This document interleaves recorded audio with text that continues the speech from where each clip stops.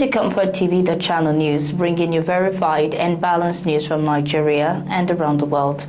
My name is Faith Kevin. Thank you for joining us. First, the headlines. Nigeria and South Africa deepen partnership to tackle terrorism. INEC vows zero tolerance for vote buying as Anambra poll approaches. Police arrest 4 over alleged child trafficking. Reps pass bill for second reading to establish Nigerian FinTech Regulatory Commission. NIIOB decries reliance on foreign artisans, urges local training. Open University inaugurates Special Study Center in Ilupeju, Ekiti. On business, CBN refutes $1.3 billion fuel import FX report. Manufacturers demand policy support as confidence index rises to 50.7. And on the foreign scene, Palestinian Authority welcomes UN report on Gaza genocide. Iraq estimates 400 to 500 ISIS militants remain in isolated pockets along Syrian border. On sports, Chelsea manager Maresca vows to protect players with rotation. Governor Abiodun rewards Super Falcons with 50 million naira. Now the news. Nigeria and South Africa have renewed commitment to tackle terrorism and strengthen regional stability through closer military cooperation. This followed the visit of the Chief of the South African Air Force SSAF Wiseman Simo Mbambo to the Nigerian Air Force NAF in Abuja, where both countries agreed to deepen collaboration in air power development, counter-terrorism operations and indigenous defense innovation to enhance Africa's collective security. Both air forces explored key areas of cooperation, including training and capacity building, logistics support, aircraft maintenance, technological advancement, and joint operations. Discussions also focused on strengthening operational synergy to address evolving security threats across the continent. Mr. Mbambo commended the Nigerian Air Force for its remarkable strides in modernizing its fleet, improving aircraft serviceability, and strengthening indigenous maintenance and technological capacity. He reaffirmed South Africa's readiness to work closely with Nigeria through joint training, technical exchange programs, and collaborative counter-terrorism initiatives aimed at addressing emerging threats. Representing the Chief of the Air Staff, Chief of Policy and Plans, I.H. Etukudo described the visit as a milestone in advancing inter-African air power diplomacy. He reaffirmed the NAF's commitment to building strategic partnership with air forces across the continent to enhance operational effectiveness, innovation and capacity development. The chairman of the Independent National Electoral Commission, Prof. Joash Amupitan San, has issued a strong warning against electoral malpractices, particularly vote buying, while affirming the Commission's readiness to conduct a free, fair, and credible governorship election in Anambra State on November 8. Professor Amupitan delivered this assurance during a meeting of the Interagency Consultative Committee on Election Security, convened in Abuja. Addressing the issue of voter inducement, the INEC chief pledged robust collaboration with security and anti-corruption agencies to eliminate the scourge of vote buying from the electoral process. The electoral chief disclosed that the commission is implementing urgent measures to address network connectivity problems identified during a mock accreditation exercise conducted over the preceding weekend in the state. The trial exercise was designed to evaluate the performance of the enhanced bimodal voter accreditation system and assess the effectiveness of result transmission via the INEC result viewing portal. The Electoral Commissioner commended the security agencies for their cooperative efforts in fostering a secure electoral atmosphere, underscoring that interagency coordination remains essential to sustaining public trust in the democratic process. Professor Amupitan further disclosed that the Commission had finalized logistical arrangements with transport organizations, including the National Association of Road Transport Owners, the National Union of Road Transport Workers, and the Maritime Workers Union of Nigeria, to facilitate the movement of election materials and staff. The security meeting, jointly presided over by the National Security Advisor, Mr. Nuhu Ribadu, represented by the Director of Internal Security in his office, Mr. Hassan Abdullahi assembled senior security, intelligence, and law enforcement officials to refine operational strategies for ensuring a peaceful and incident-free election. Professor Amupitan expressed confidence that unified commitment among all stakeholders would establish the Anambra governorship election as a model for electoral integrity. According to INEC, approximately 2.8 million registered voters are expected to participate in the election.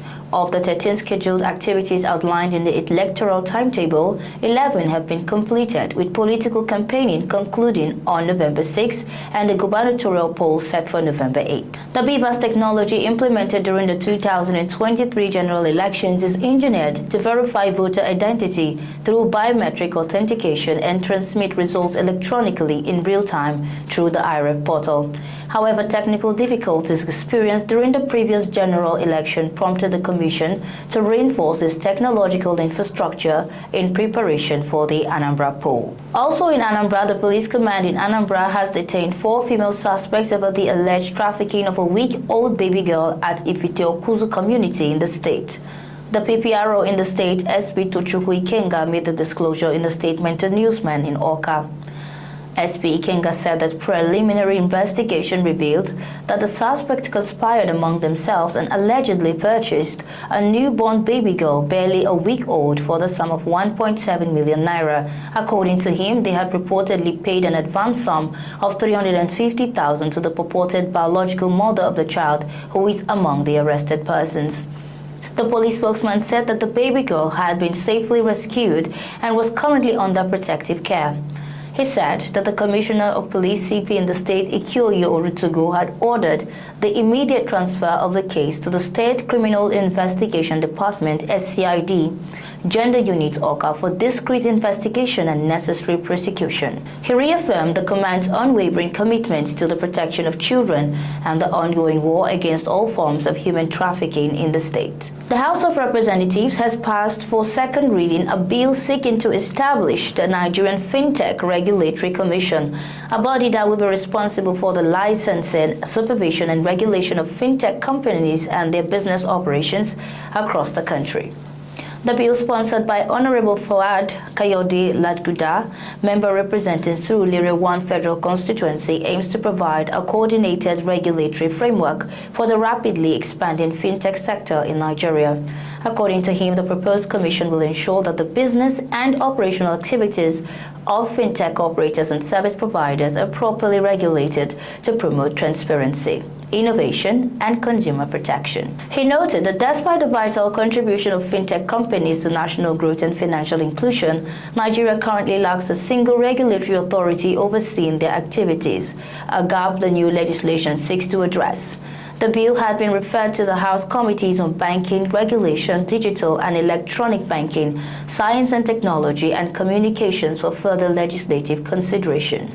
Builders have expressed concern over Nigeria's growing reliance on foreign artisans from neighboring countries such as Togo and Ghana, warning that the trend could undermine the development of the local construction industry. They called for renewed investment in the training and retraining of local craftsmen to bridge the widening competency gap in the sector. The National Vice President of the Real Estate Development Association of Nigeria Southwest, Mr. Kunle Adeyemi, made the call at the 34th Lagos Builders Conference themed Collaboration, Cooperation and Inclusiveness for Successful and Sustainable Building Delivery. Mr. Adeyemi noted that the challenges confronting Nigeria's built environment cannot be addressed in isolation, emphasizing that collaboration among stakeholders remains critical to achieving quality and sustainable construction outcomes. He said the industry must create more opportunities for young Nigerians to acquire hands-on skills through structured technical and vocational programs that meet modern construction standards.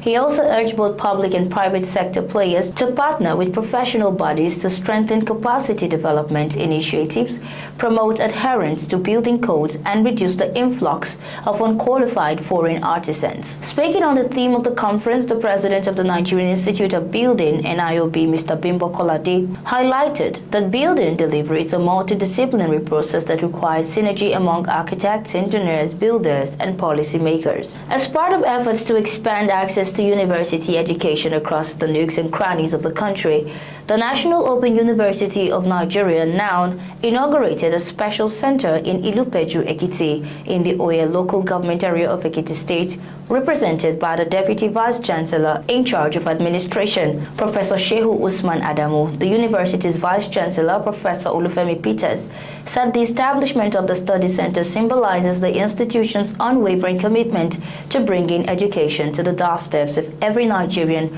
regardless of location, background, or circumstance.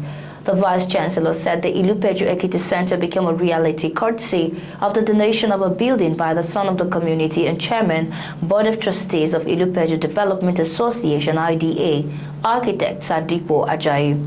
He noted that the new center would serve civil servants, artisans, teachers, entrepreneurs, retirees, and others seeking knowledge and empowerment in the true spirit of lifelong learning that NOUN represents worldwide. The Vice Chancellor also appreciated the Ekiti State Government, traditional rulers, and the Ilupeju community for their support and collaboration, urging them to take ownership of the center and ensure its sustainability. In her remarks, the NOUN consultant in charge of the center, Professor Olubukola Oyawe, gave an insightful background on how the center came into existence, noting that it was born out of a shared vision to bring quality education closer to the people. ComfortTV.channel news would return shortly with business, foreign, and sports news. Stay tuned.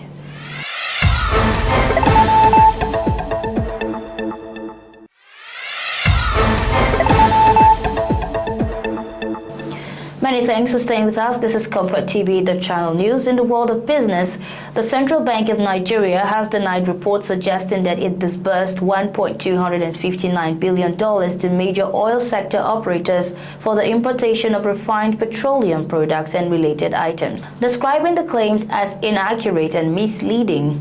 In a clarification statement, the Apex Bank said the figure cited in the report was misrepresented, noting that the amount reflected in its Q1 2025 sectoral utilization of foreign exchange data represented total market transactions, not CBN disbursement. The bank explained that the figure covered foreign exchange activities conducted by participants in the Nigerian foreign exchange market (NFM) across various sectors, including oil and gas, under the willing buyer, willing seller framework. It further stated that since the unification of exchange rates in 2023, the NFM has operated as a market-driven system where foreign exchange is sourced and supplied by market participants rather than allocated by the CBN. The bank clarified that it has not sold foreign exchange specifically for the importation of refined petroleum products or any items, adding that the data cited in the reports only captured aggregate utilization by authorized dealers and end users who sourced foreign exchange independently through the market. The CBN emphasized that the transactions were legitimate market activities and not direct interventions by the bank in the oil sector. It reaffirmed its commitment to a transparent market-based foreign exchange regime aimed at promoting efficient price discovery, economic stability, and confidence in Nigeria's financial system. Still on business, manufacturers have called for stronger and more consistent policy support to sustain Nigeria's fragile industrial recovery, as the Manufacturers' Confidence Index (MCCI) rose marginally to 50.7 points in the third quarter of 2025 (Q3 25) from 50.3 points in the previous quarter (Q2 25), reflecting cautious optimism among industry leaders. The Manufacturers Association of Nigeria (MAN) disclosed this in Lagos during the presentation of its Q3 2025 CEO Confidence Index, a quarterly gauge of CEOs' perceptions of the manufacturing sector and the overall economy.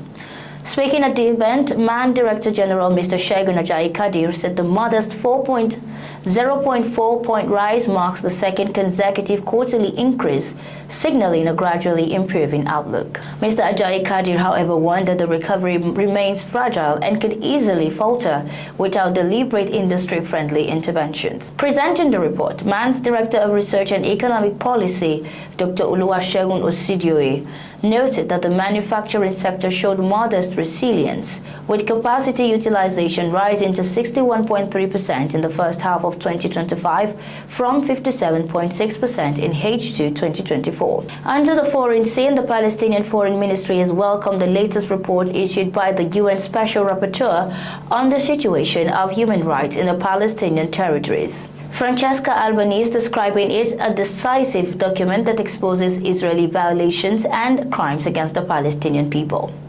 The ministry said the report titled "The Gaza Genocide, a Collective Crime" offers comprehensive evidence and legal analysis detailing the extent of Israel's action in Gaza. It added that the document sheds light not only on the humanitarian catastrophe unfolding in the enclave, but also on what it described as the international community's failure to prevent or stop the ongoing atrocities. According to the ministry, the findings presented by the Special Rapporteur reaffirmed long-standing Palestinian claims that Israel's military operations in Gaza constitute systematic and deliberate acts amounting to war crimes and crimes against humanity. It said the report underscores the scale of destruction, civilian deaths, and collective punishment that have accompanied Israel's actions in the territory. The ministry also highlighted that the report serves as a crucial test for the international system, particularly in assessing whether global institutions are capable of enforcing international law, ensuring accountability, and protecting vulnerable populations. It urged the United Nations, its member states, and relevant international bodies to take immediate and concrete steps to halt the hostilities, protect civilians, and initiate judicial processes against those found responsible for grave violations. Furthermore, the Foreign Ministry reiterated that justice and accountability remain central to achieving a lasting and comprehensive peace. Foreign still, Iraq Prime Minister Mohammed Shia al-Sudani reaffirmed that Iraq will continue its security and intelligence coordination with Syria, especially in counter-terrorism and anti-narcotics operations as part of ongoing efforts to secure the shared border. Al-Sudani said during an interview with French Le Monde. Prime Minister al-Sudani stated that a small U.S. advisory unit will remain stationed at Ain al-Assad Air Base in western Iraq to help monitor movements around the Iraqi-Syrian border, emphasizing that relations between Baghdad and Washington are based on partnership and coordinated rather than unilateral decisions. The Iraqi leader stressed that the terrorist organization ISIS no longer poses a significant internal threat, estimating that 400 to 500 militants remain in isolated areas near the Syrian border. He added that Iraq's security cooperation with Syria contributes to preventing cross-border infiltration and curbing narcotics trafficking networks that destabilize the region. On October 10, Iraq renewed its call to enhance unilateral coordination among Syria, Iraq, and Turkey to strengthen border security and jointly combat terrorism in the region. Onto the world of sports, Chelsea manager Enzo Maresca has confirmed that he will continue to rotate his squad as the club looks to remain competitive across 4 competitions this season. The Blues travel to Molineux tonight to face Wolves in the League Cup 4th round, aiming to recover from their 2-1 Premier League defeat to Sunderland at Stamford Bridge over the weekend. Maresca has relied heavily on the depth of his squad since the start of the campaign, frequently rotating players to manage fitness levels and maintain consistency across domestic and European fixtures. The Italian made 10 changes for Chelsea's emphatic 5-1 victory over Ajax in the Champions League last week, underlining his commitment to sharing game time among his players. There was further positive news for the Blues, with striker Liam Delap expected to be available for selection after recovering from the hamstring injury that sidelined him since August. The 22-year-old, who joined from relegated Ipswich Town in the summer, is seen as an important attacking option as Chelsea navigate a busy fixture schedule. Chelsea remain in contention in the Premier League, Champions League, League Cup, and the FA Cup, and Maresca has reportedly emphasized the importance of managing workloads to sustain their challenge on all fronts. Still on sports, Ogun State Governor Dapo Abiodun has announced a cash reward of 50 million naira for the Super Falcons as an incentive ahead of their second leg fixture against the Amazons of Benin Republic in the ongoing 2026 Women Africa Cup of Nations WAFCON qualifiers. The governor made the declaration when the 9-time African champions paid him a courtesy visit at the governor's office in Okemoshan, Abeokuta. He described the gesture as a token of appreciation for the team's consistent excellence, resilience, and their remarkable record of success on the continent, including their historic 10th WAFCON title in Morocco. Governor Abiodun commended the players and coaching crew for their dedication and discipline, noting that the Super Falcons have continued to inspire millions of Nigerians and elevate the nation's image globally. He urged them to maintain their winning spirit and assured the team of Ogun State's full support as they continued their quest for another continental trophy. And that's our news bulletin this morning. But before we go, here is a recap of our top stories. Nigeria and South Africa deepen defense partnership to tackle terrorism. INEC vows zero tolerance for vote buying as Anambra poll approaches. Police arrest 4 over alleged child trafficking. Reps pass bill for second reading to establish Nigerian FinTech Regulatory Commission. NIOB decries reliance on foreign artisans, urges local training. Open University inaugurates Special Studies Center in Ilupeju, Ekiti. On business news, CBN refutes $1.3 billion fuel import FX report. Foreign, Palestinian Authority welcomes UN report on Gaza genocide. And on sport, Chelsea manager Maresca vows to protect players. Thanks for watching. For breaking news, exclusive interviews and more, follow us online at ComfortTV.channel on all platforms. Remember to like and share our videos. Subscribe to our channel and click on the notification bell so you don't miss out on any updates. My name is Faith Kevin. Until next time, stay informed, stay connected.